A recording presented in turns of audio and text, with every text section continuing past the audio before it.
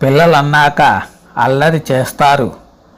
అల్లరి చేసే పిల్లలను శిక్షించడం కాదు, వారికి సరైన శిక్షణ ఇవ్వాలి. పిల్లలు అల్లరి చేస్తారు, ఆ అల్లరిలో ఏదైనా పాడు చేస్తారు. అలాంటప్పుడు కోపం రావడం సహజం.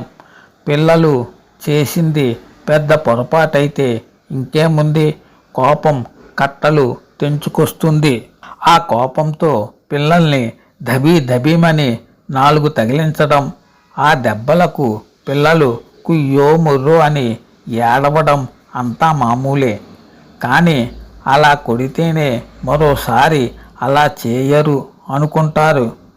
కోపం వస్తే కానీ అలా చేస్తే పిల్లల మీద ప్రతికూల ప్రభావం పడుతుంది.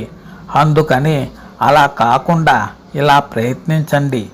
ఎందుకంటే వాళ్ళు గాజు బొమ్మల్లాంటి వాళ్ళు వద్దు వద్దు అని మొరాయిస్తుంటే వర్షం వస్తుంది జాకెట్ వేసుకో, చలేస్తుంది స్వెటర్ వేసుకో, లేదంటే జలుబు చేస్తుంది జ్వరం వస్తుంది అని బలవంతం చేయకుండా వదిలేయాలి. జలుబు చేశాక చలేశాక వాళ్ళే అడుగుతారు, పరిస్థితిని అర్థం చేసుకుంటారు.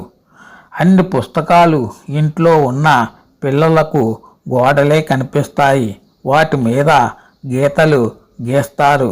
అందువల్ల కోప్పడడం దండుగా. ఎవరు గీశారో వాళ్ళనే తొడవమనాలి. అప్పుడు తెలిసి మరోసారి చేయరు. అన్నం తిననని ప్లేటు తోసేస్తే ఆ పడిన అన్నాన్ని వాళ్ళనే శుభ్రం చేయమనాలి. పిల్లల్లో సానుకూల మార్పు రావాలంటే శిక్షించడం కాదు, సరైన శిక్షణ ప్లాన్ చేయాలి. మనం కోరుకునేది ఏంటి?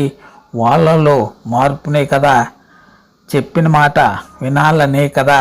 దానికి దీర్ఘకాలం ప్రభావం చూపేలా కోప్పడడం, కొట్టడం వంటి శిక్షించడం లాంటివి అవసరం లేదు. ఆలోచింపజేసే ఇలాంటివి ప్రయత్నించవచ్చు. మీ పిల్లలకు తగ్గట్టుగా మీరేం చేయగలరు ఒకసారి ఆలోచించండి, అలా చేయండి.